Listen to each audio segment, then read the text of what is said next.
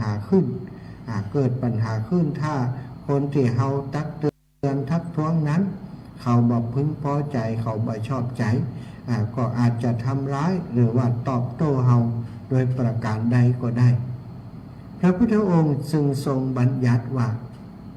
คือภิกษุทั้งหลายก่อนจะออกวสาเนี่ยก่อนจะเดินทางไปเผยแผ่พระพุทธศาสนาหลังจากที่จำพรรษาด้วยกันเป็นเวลา3 เดือนแล้วนั้นให้ท่านทั้งหลาย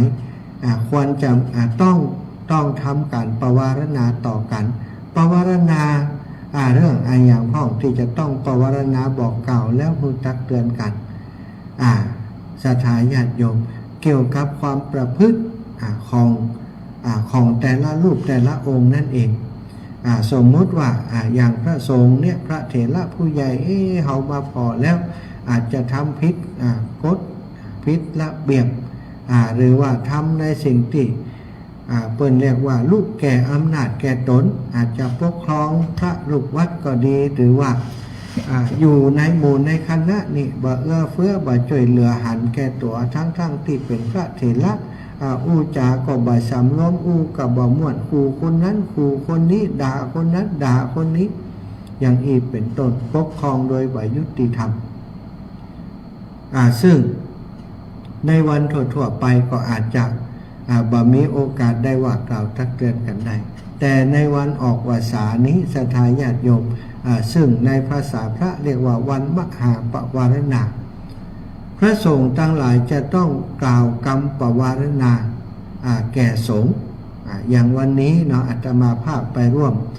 ทำสังฆกรรมที่วัดพระธาตุดอยน้อยเปิ่นก็มีกิจกรรมบอก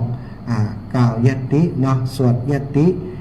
สวดยติให้สงฆ์ทั้งหลายทราบว่าวันนี้เป็นวันมหาปวารณามีมาในพุทธบัญญัติบอกให้สงฆ์ทั้งหลายในวันออกพรรษานั้นจะต้องมีการปวารณาต่อกันวันนี้มีพระสงฆ์เท่าใดก็จะขอเชิญสงฆ์ทั้งหลายตั้งแต่พระมหาเถระมาถึงพระเถระพระอนุเถระ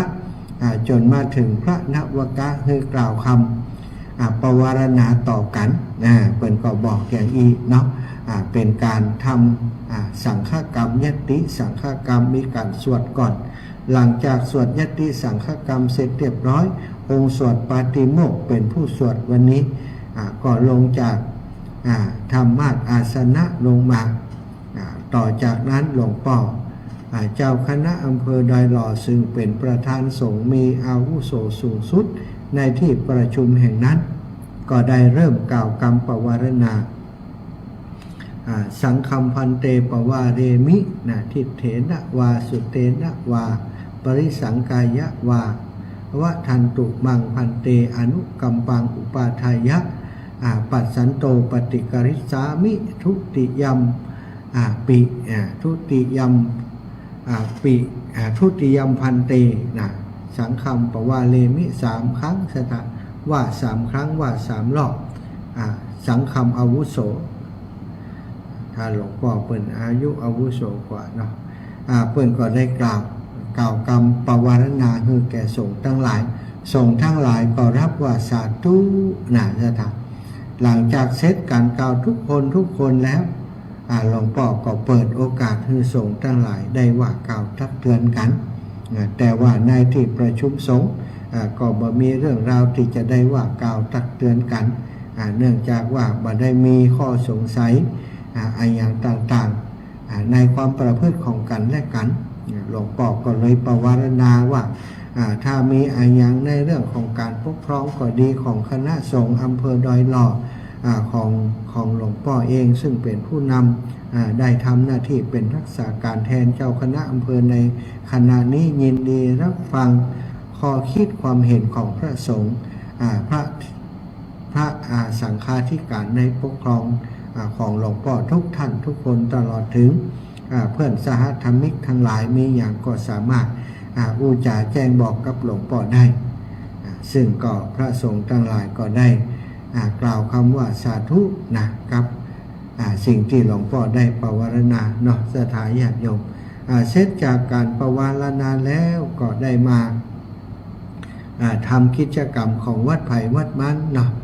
อย่างของอาตมาภาพเขาก็กลับมาที่วัดที่ว่าคนเฒ่าคนแก่เปิ่นมาฟังธรรมที่วัดเหล่ามณฑาทิพย์วันนี้อาตมาภาพได้รับนิมนต์ให้เป็นองค์แสดงพระธรรมเทศนาสุริยคาตกุมารกันที่11นะสถาก็ได้ฉลองงานศรัทธาของญาติโยมทั้งหลายที่เปิ่นนิมนต์ไว้เนาะพอดีว่าวันก่อนที่มานี้มาหาน้ำห่วงเป็นมงที่ถนนเข้าที่วัดเหล่ามณฑาทิพย์ก็เลยได้กับร้านวัสดุก่อสร้างว่าขอดินมาลงนี่ได้ก่อเปิ่นก็ว่าโอ้ได้กับท่านอาจารย์แต่ดำหนึ่งนี่มันตกอยู่ 1,000 บาทอาจารย์จะเอากี่ดำนี่นะก็พอแล้วว่ามีความจำเป็นจะเท่าใจดินถมก็เลยว่าเอาสัก2 ดำนี่นะได้2 ดำแต่เจ้าก็โอ้พอดีได้แสดงพระธรรมเทศนาจบลงแล้วก็ได้ประกาศบอกศรัทธาญาติโยมว่าวันนี้การเทศนี้เนอะอาตมาภาพขออนุญาตเจ้าของการเทศไหนๆก็ถวายอาตมาแล้วอาตมาก็เอาไปใจอย่างก็ได้แต่อยากจะให้เจ้าภาพวันนี้ได้บุญด้วยกันได้อิ่มบุญด้วยกันก็เล่าถึงวันก่อนที่สั่งเอาดินลูกลังมาลงถมบริเวณถนนที่เป็นหลุมเป็นบ่อก็บอกว่าสตังในต้นเงินต้นทองนั้นมีต่อใดที่สถาปักมาเป็นกันเตะถ้ามันได้ครบนะเปิ่นเอาดับ1,000 บาทถ้ามันได้ครบ2,000ก็โอเคแต่ถ้ามันบอกครบอาตมาภาพจะเตรียมจะเติมให้อีกนะเอาไปเอามานับอยู่ก็มี 2,000 ปลายสถาน 2,300 ก็เท่ากับว่าโอ้ได้กันเทศวันนี้300ที่ได้มาก็เอาไปหอมเปิ่นสร้างกุฏิแหมเนาะเปิ่นสร้างกุฏิใหม่เป็นกุฏิต้อนรับอาคันตุกะตลอดถึงพระสงฆ์องค์สังฆเจ้าที่จะมาจำพรรษาอยู่ที่วัดเหล่ามณฑาทิพย์อาตมาภาพก็ได้เป็นเจ้าภาพโดยเปิ่นแหม300 บาทเท่ากับว่าวันนี้การเทศมดเชียงจ้อยเนี่ยนะครับเชียงสตังจากกระเป๋าแทนที่จะเข้ากระเป๋าแต่ออกจากกระเป๋าไปแต่สิ่งที่กลับมาในจิตใจก็คือบุญคือกุศลเนาะได้สร้างสมบุญอีกครั้งหนึ่งร่วมกับครูบาอาจารย์ที่วัดเหล่ามณฑาทิพย์ก็เอาบุญนี้มาให้ศรัทธาทั้งหลายได้อนุโมทนาบุญด้วยนะวันนี้ถึงเรื่องของวันมหาปวารณาศรัทธาญาติโยมบอกหูศาสนาอื่นเป็นมีอย่างอีก่อนนะแต่ว่าศาสนาพุทธก็ถือว่าเป็นศาสนาแห่งปัญญาชนเป็นศาสนาแห่งการใช้ปัญญาแล้วก็เป็นศาสนาแห่งการคัดเกลาเป็นศาสนาที่เน้นย้ำในเรื่องของความสมัครสมานสามัคคีเป็นศาสนาที่เน้นย้ำในเรื่องของความเสมอภาคสิทธิเสรีภาพในการปฏิบัติต่อกันแล้วก็เป็นธรรมวินัยที่ให้นับถือกันตามอาวุโสในที่นี้ก็หมายความว่านับถือกันตามที่คนบวชก่อนบวชหลังนั่นเองศรัทธาญาติโยมคนที่บวชก่อนมีอายุพรรษาการนักกว่าแม้แต่1 วันคนที่บวชที่หลัง1 วันก็จะต้องกราบกรานไหว้สาคนที่บวชก่อน1 วันนั้นบัดสามารถจะเป็นอื่นไปได้สนะอันนี้เป็นพระธรรมวินัยของที่พระพุทธองค์ท่านได้ทรงตรัสให้ชาวพุทธทั้งหลายยึดถือปฏิบัติโดยเฉพาะในเรื่องของการปวารณานี้ศรัทธาอิปอยอิเมตทั้งหลายถือว่าเป็นกิจกรรมที่สำคัญมากถ้าหากว่าบาใจเป็นศาสนาที่มีความเจริญรุ่งเรืองทางปัญญานี้ศรัทธาการลักษณะการปวารณานี้จะบังเกิดขึ้นส่วนใหญ่เนาะการปกครองอย่างต่างๆนี้มักจะใช้อำนาจมักจะใช้เปิดห้องว่าคำสั่งนั่นเนาะเป็นพระเดชส่วนใหญ่จะบัใช้ในเรื่องของพระคุณใช้พระเดชใช้อำนาจกันเป็นส่วนใหญ่แต่ในสงฆ์ของเฮาเนี้ยเปิดให้ใช้พระคุณคือเมตตา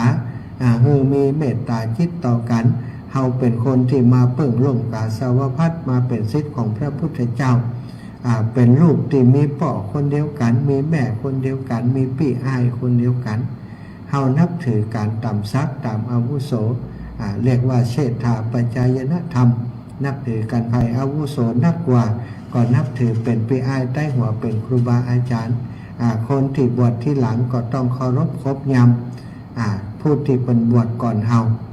บาสามารถจะเป็นอื่นไปได้ศรัทธาญาติโยมบวชที่หลังเปิ่นเป็น 4-5 พรรษาแต่อาศัยว่าตัวอายุนักกว่าหรือว่าตัวเองนั้นอดีตที่เป็นฆราวาสญาติโยมนั้นอาจจะเป็นคนที่มีเงินมีทองอย่างศรัทธามีฐานะตำแหน่งมีฐานะหลักฐานที่สูงส่งกว่าอย่างเช่นว่าคนในองค์กรของตัวเก่าเนี่ยไปบวชก่อน 2-3 ปีแล้วตัวเก่าก่อนนี้คนนั้นเป็นลูกน้องตัวอยู่ในที่ทำงานพอเขาไปบวชแล้วไปบวชก่อนเฮาแล้วเฮาไปบวชที่หลังก็มีอายุพรรษาน้อยกว่าถ้าไปอยู่ในผ้าเหลืองอยู่ในกลุ่มของสงฆ์คนที่บวชก่อนจะต้องเป็นอาจารย์หรือว่าเป็นปีเลี้ยงคนที่บวชใหม่คนที่บวชใหม่นี่จะไปถืออำนาจว่าบักก่อนคนนี้เป็นลูกน้องเฮาบอกไหว้เขาก็ได้เฮาบอกเคารพเขาก็ได้อย่างนี้ถือว่าถูกต้องสถานในศาสนาของเฮาเนาะนับถือกันตามอาวุโสตามอาวุโสผู้ที่มีพรรษาการนักกว่าแม้กระทั่งบางคนบางครั้งบางทีเนี่ยศรัทธาญาติโยมในอดีตก่อนสมัยเก่าเป็นพระสงฆ์องค์สังฆเจ้ามีลูกศิษย์ลูกหามีลูกศิษย์ลูกหาเป็นสามเณรเป็นภิกษุบวชใหม่สอนเข้ามาต่อมาศึกขาลาเพศออกไปตัวของเฮาศึกขาลาเพศออกไปคนที่เป็นลูกศิษย์ลูกหาเพิ่นบ่ได้ศึกออกไปโดยเพิ่นก็บวชอยู่ในศาสนาอยู่มาก็มีอายุพรรษาการที่สูงขึ้นส่วนตัวเฮานั้นศึกออกไปจะอายุพรรษาการ20ก็ดี30ก็ดี40ก็ดีถ้าศึกออกไปแล้วถ้าปิกเข้ามาบวชใหม่ก็นับ1ใหม่สถานนับพรรษาแรกใหม่จะไปนับพรรษาเก่ามาบวกบ่ได้ก็เท่ากับว่าคนที่เป็นลูกศิษย์ลูกหาของตัวเก่ามาก่อนนั้นเวลาต่อบวชเข้ามาแห่งใหม่นี้ตัวเองก็ต้องกลายเพื่อเป็นลูกศิษย์ของลูกศิษย์ตัวเก่า จากการที่เคยเขียนเคยตีลูกศิษย์คนนั้นตอนที่ตัวเป็นอาจารย์จนเจ้าสมภารเจ้าวัดสมัยก่อนนั้นจะมาทำอย่างเดิมบ่ได้จะต้องไหว้สากันตามอาวุโสนี่คือความงดงามของศาสนาเฮาศรัทธาญาติโยมความงดงามของหมู่คณะของคณะสงฆ์โดยเฉพาะเรื่องราวของการประวารณานี้ถือว่าเป็นความงดงามอย่างหนึ่งในวันมหาประวารณานั้นสงฆ์ทั้งหลายจะประวารณาต่อกันอย่างที่อาตมาว่าตะกี้นั้นท่านอาจารย์หรือว่าท่านผู้อาวุโสถ้าผู้พระเถระเป็นอายุพรรษาการสูงกว่าก็จะบอกว่าอาวุโสทั้งหลายถ้ากับผมซึ่งเป็นมหาเถระผิดพลาดอย่างใดประการใดท่านบ่สบายใจได้ยินฟังได้ยินมาก็ดีได้หันมากับตาก็ดีหรือว่าอาจจะสงสัยในสิ่งหนึ่งประการใดโดยกิริยาอาการต่างๆแล้วเกิดสงสัยขึ้นมาเคลือบแคลงสงสัยในตัวผมประการใดท่าน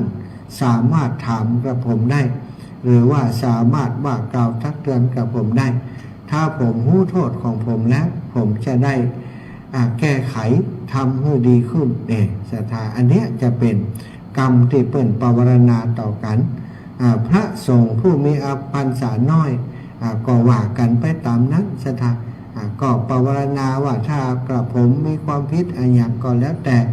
ครูบาอาจารย์ทุกรูปทุกองค์สามารถว่ากล่าวทักเตือนผมได้ตามพระธรรมตามพระวินัยถ้าผมรู้ความผิดแล้วผมก็จะกระทำคืนหรือว่าจะแก้ไขให้มันถูกต้องต่อไปอันนี้คือสิ่งที่ถือว่าเป็นความดีงามของศาสนาของเฮาศรัทธาอิปอยแม่ทั้งหลายพบปะกันวันนี้เนาะก็มาแทนเปิ้นเนอะมาแทนท่านอาจารย์เสน่ห์กาหลงนะศรัทธาแล้วก็พระป่าเนาะกฐิน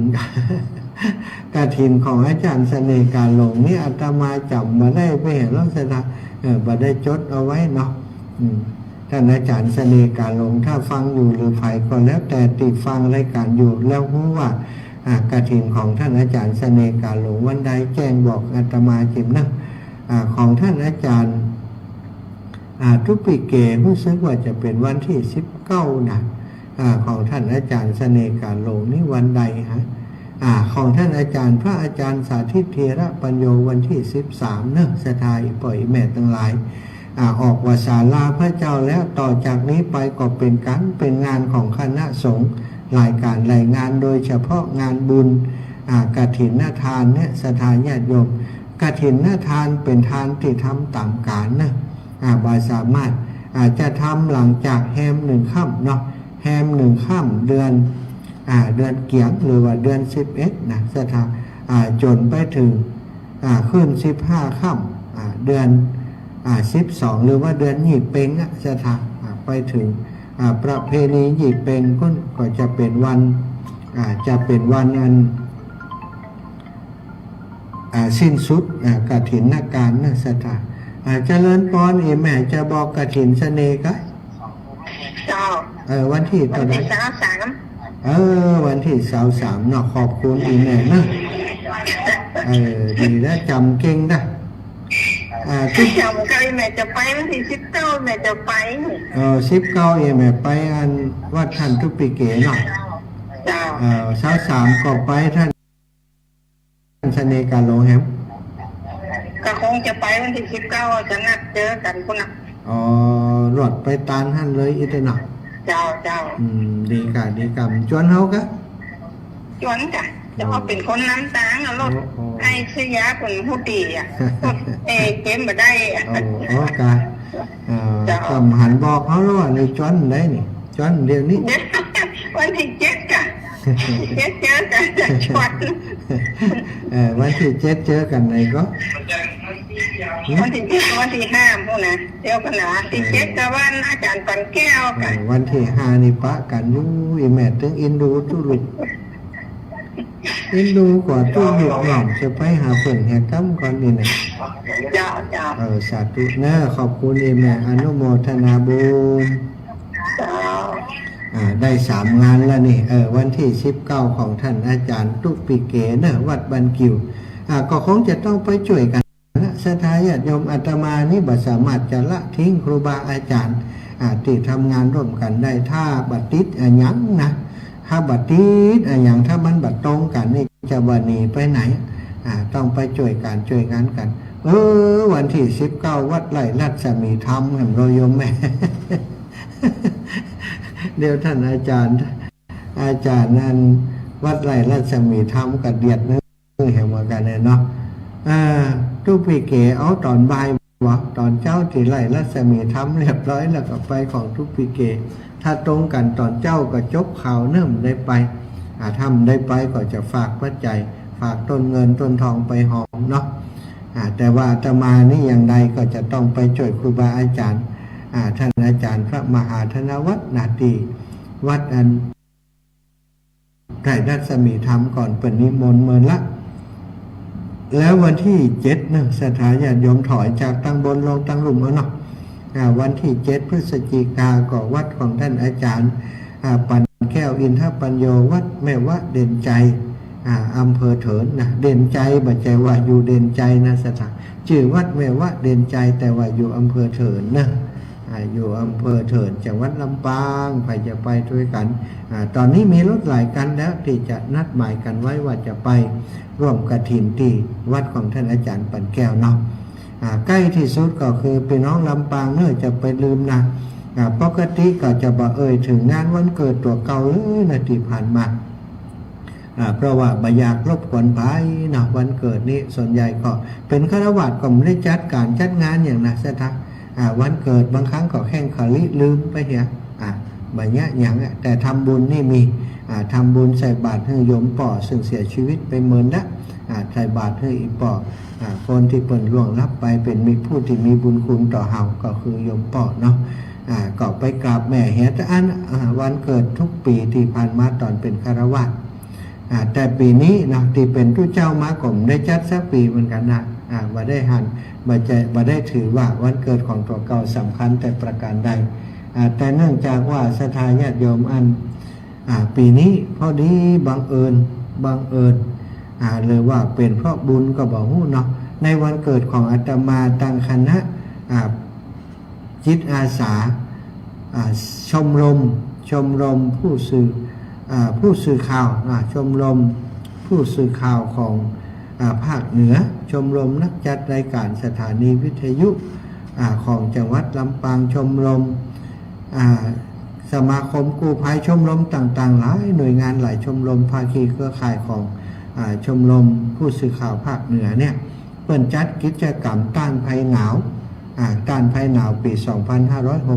2566ต้านภัยหนาวนะความวัตถุประสงค์ของเปิ่นก็คือจะไปแจกผ้าห่มไปแจกเครื่องนุ่งห่มต่างๆแถวบริเวณพื้นที่ที่มีอากาศหนาวลำบากครอบครัวยากจนบ่มีสตางค์ซื้อผ้าห่มกาซื้อเสื้อผ้ากาอยู่ในพื้นที่ชายขอบชายแดนที่ยากจนแต่ปีนี้เนาะ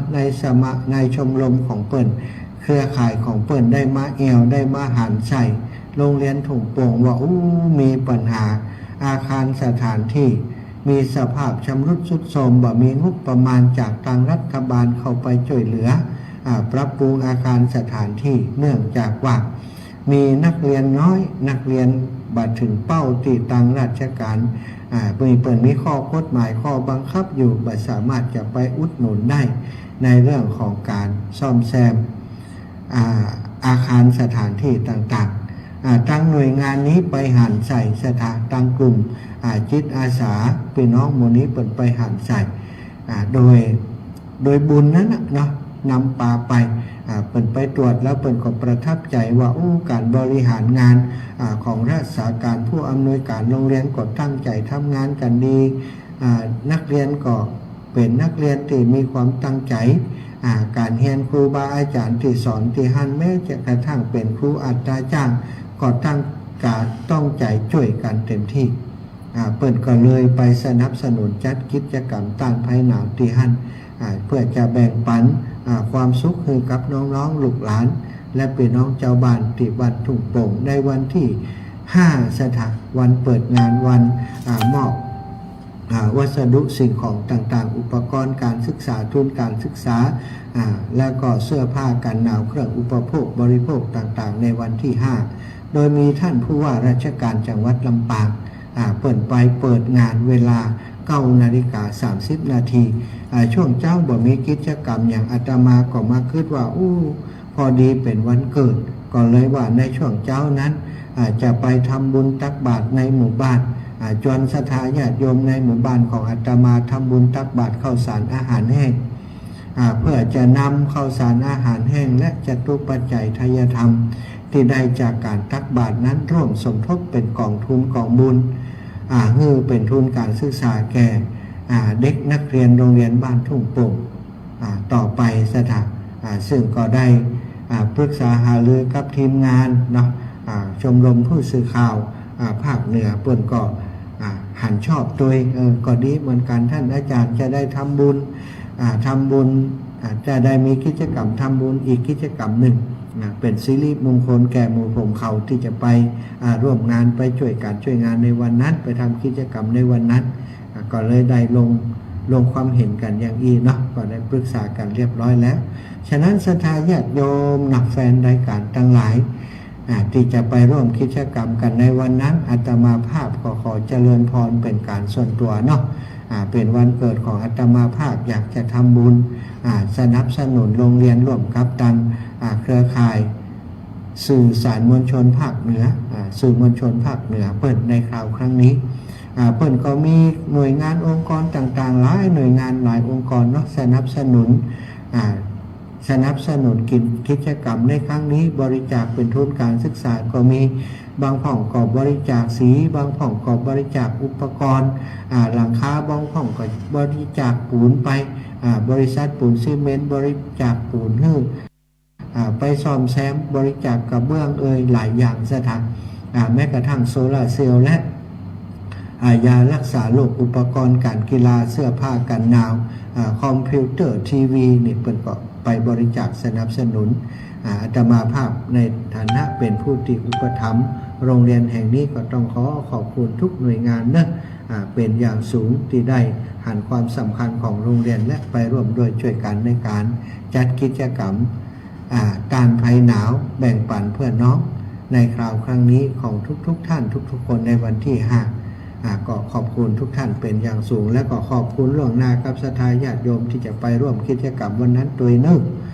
เอาแล้วศรัทธาญาติโยมได้เวลาที่จะเปิดสายแล้ว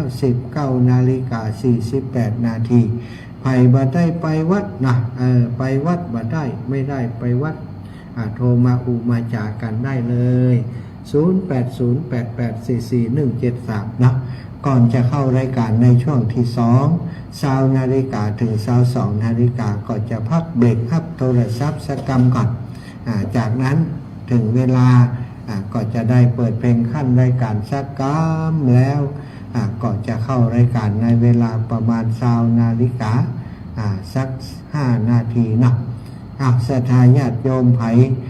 อาจจะมาเป็นผู้โชคดีได้รางวัลที่1เป็นสายแรกเอาเจริญพรได้เลย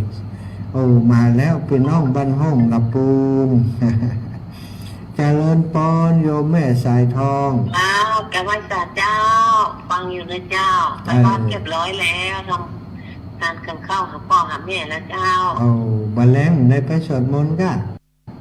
มันได้ไปอันลูกผมไม่ได้เขาห้ามก็ได้ไปเจ้าพอแล้วคุณจักวัดดิโวทำไมจะไปได้ไหมน้องก็จะเดินขึ้นถนนเก้าลูกอย่างเจ้าดีนะไปก็หาโอกาสหาเวลาไปเนาะถ้าเริ่มขึ้นถนนใกล้บ้านก็ไปได้อยู่ใกล้ไหมรถไฟฟ้ามันก็ใหม่อย่างว่าเจ้าว่าอันโยมว่านะกันขอให้คล่องแต่มัน3 แว่นกัน3 ล้อโอเคเจ้าโมทนาสาธุนะเจ้าต่อให้สาเจ้าบุญรักษาโยมแม่เจริญพรแม่เรือนแสนต่อไหนจ้าพระมหาเจ้าฟังอยู่เนอวังอยู่เนอพี่น้องวังเหนือเจ้าไปวัดได้ไปวันนี้ไปก่อนไปได้ไปเปิดยังทางวัดใจไปหอมเปิดนั่นจ้ะไปเดินไปก่อนลำบากเลยแม่แหละสัตว์ตุ้มเป็นยังได้บุญนะฝากไปก็ได้บุญเนาะปัจจัยเงินอ่อนไปหอมสัตว์ตุ้มไปจะเปิดได้สัตว์ตุ้มบุญกับแม่เนอะบุญรักษาเจ้าไปเจ้าไม่ให้กำลังใจเนอะแม่สุดแก้วศรีลาพรศรีเตี้ยเจ้ากลับไปศาลนะท่านพระมหาเจ้าวันนี้บุญเต็มอิ่มไปเลยเด้อจะมาตี3มาแล้วเด้อตี3ด้านพระมหามาถึง6 โมงว่าเจ้ามาขับยามแรงได้กันจอม1 ทุ่มแถมน่ะเนาะวัดตอดวัดบ่ายกับปล่อยวัดได้บุญที่วัดมามันได้บุญมันฟังแหลมฟังธรรมกับท่านพระมหาแถมเอาหัวเป็นบุญเป็นกุศลสุขอกสุขใหญ่เด้อสาธุอนุโมทนาเด้อเจ้าสาธุเจ้าแม่เจ้าติดตามตลอดเจ้าวันนี้ก็เข้ารายการบ่อยลงไปเนาะเจริญพรโยมแม่แก้วสิงแก้วแม่หายอยู่ในลูกเต้ยขอบคุณแม่หลายแม่มันได้ไปออกมาหายหน่องในโอนตังค์ให้แต่เด็กเหมือนกับดอกนักนะแม่จ้าเป็นจังหวะจะดอกกี่ปานมันแค่กี่ดอกมันดอกต่อได้อีแม่บ่เจ็บกว่าทักเนาะก็นั่นแหละกันอันนี้ก็ไปวันขับมาเข้าบ้านมาปุ๊บจะผูกนะหลวดครับอย่างแล้วมดเช็ดซัดว่าไม่เกินนิ่มไปสาธุเจ้าการคนน้อยจะไปเวียงหนองร่องก่อนเนอะเวียงหนองร่องลำปูนแม่บัวคำตาจ้างเอาจ้างมัดแล้วยังเอาจ้างมัดแล้วยัง ไปกระเจ้าสาวไป เปิดถามว่าเอาจ้างมัดแล้วยัง เล่นบอกเขาไม่ไปมาลูกเจ้า ไปมาลูกแล้วเนาะมันเป็นยังมีคนไปแตนแล้วก็ปล่อยเขา เจ้าฝากเพื่อโทษส่งสาวเจ้าเตียนเนอขอบคุณมันไม่เป็นเจ้านะ ขอบคุณมากเน้อโยมแม่เน้อ เจ้ากำลังใจแต่เนอ สาธุสาธุอ้าวต่อไปอีกสายหนึ่งแม่อมรเจริญพรแม่อมร ไหว้สาเจ้าท่านทำหา พี่น้องบ้าน แม่ ทา ฟังอยู่แบบมาได้โทร70,000แล้วเจ้า นั่นกะชม ฟังอยู่เจ้าฟังรายการอยู่ ดีแล้วขอบคุณแม่เนอะ เดี๋ยวการงานเป็นนักเนาะ นั่นฮะเดี๋ยวช่วง บ้าน นี้ เฮา จะ บ ให้ อกวันที่ก็ออกภาษาวันผูกไปตักบาตรเทโว นั่นน่ะเนาะแม่ตักจังไรนี่สาธุขอบคุณแม่นะหายไปนักจ้อยน่ะเจริญปอนแม่ลิบันโทบันห้องละปูนึกว่าลืมกันแล้วนี่ เจ้าวัดเจ้าท่านได้โรงงานท่านเจ้าเมืองลัง เหมือนเลยกะเหมือนนักแกน่ะ จะลืมเจ้าฟังอยู่นะเจ้าเป็นดีเจ้าดี เดี๋ยวนี้ท่านอยู่วัดพุทธกาเจ้าวัดป่าตังเจริญนี่น่ะ เจ้า ป่าตังเจริญอยู่ด้วยกับครูบาอาจารย์นี่วันผูกของเจ้าก็จะไปช่วยงานดอยหลอดด้วยกันวัดพระธาตุดอยน้อยแม่มาจังแม่นี่ก็เพื่อจะได้ถวายจะปัจจัยกันอย่างพ่อมาได้มาทางนี้เนาะวันผูกวันกองเปิ่นว่าจะถวายจะไปวันผูกแล้วดูอย่าได้เรื่องแล้วถ้ามีโอกาสมีเวลาก่อนว่าไหมเนาะมีโอกาสมานอนเนาะจ้าสาธุบุญรักษาเจ้าบุญรักษาเจ้าได้เบอร์ใหม่มาแล้ว22482284กับแม่สาเจ้าท่านมหาเจ้าอันนี้เสียงไผ่นี่เสียงยายกี้เจ้าออนใต้สันกำแพงเจ้ายายกี้ออนใต้สันกำแพงเนาะเจ้ายายกี้สวดมัดกำลังมาถึงนี่เจ้าไปสวดกะตุเจ้าคนไปหลายก็หลายอยู่เจ้าเจ้าขอบคุณอีแม่เนอร์เจ้าบ้านอย่างก็จะกี่ยายกี่อยู่บ้านอย่างก็ออนใต้สันกำแพงออนใต้เขาผ่านไปแล้วสันกำแพงนี่เจ้ามาตั้งวัดหลวงปู่ล่าตาทิพย์นะเจ้าน่ากะกูแต่จังไปแม่กำปองก็ต้องผ่านให้เนาะออนใต้น่ะเป็นก็เจ้าสัตว์ทุกบุญรักษาขอบคุณโยมแม่นักเจ้าเจ้าเจริญปอนจ้าต่อไปแม่บุญนักวุฒิเดชเจริญปอนโยมแม่เจ้าวันนี้อันจะขอถามพระอาจารย์ไปวัดมาประคำเลยเจ้าพระขวาที่ว่าจะไปทำบุญเป็นก๋วยข้าวสลัดกับลาบอย่างแบบยกดินเข้ามาตัวพอนกยำหัวหนานกหนึ่งกระบอกโค้บินถึงไหวเนาะมะพร้าวของสิ่งของตาลแค่ที่จะไปตาลน่ากะว่ามาตั้งใดก็คือไปเด้อเดี๋ยวจะไปตาลจะไปทำบุญอีนอนผู้สดเด้อว่าเอาไปเห็นเลยนำมาตั้งใดไปนั่นทุกขนาดมันตั้งใดอย่าบอกเทวดานะครับพ่อแม่เป็นเทวดามาบอกว่าสบายดีเนอะลูกเนอะไปทำบุญเนอะอีกจะนั่นน่ะถ้ากวาดอันน่ะไปทำบุญเนอะเอาไปสิดีเนอะเอ็นเนาะมาจะได้กันนี่นะจากมันจะเป็นอย่างก็เจ้าเนี่ยเป็นอย่างดีแล้วพ่อแม่เป็นเทวดาญาติพี่น้องสักคนหนึ่งเป็นเทวดามาพร้อมได้ก็ประการชัดมากกว่าได้สมุดน้ำ3 วันนะคนนั้น พระจันทร์เลย เจ้าเอ้าปันกันคนน้อยแม่พวงผักกามาท่า จ้าจ้า เจ้าเจริญพรแม่พวงผักกาสายสุดท้าย โอ้กรรมวิสาท่านมหา เจ้าแม่ วันบอกเขาอยู่แม่ว่า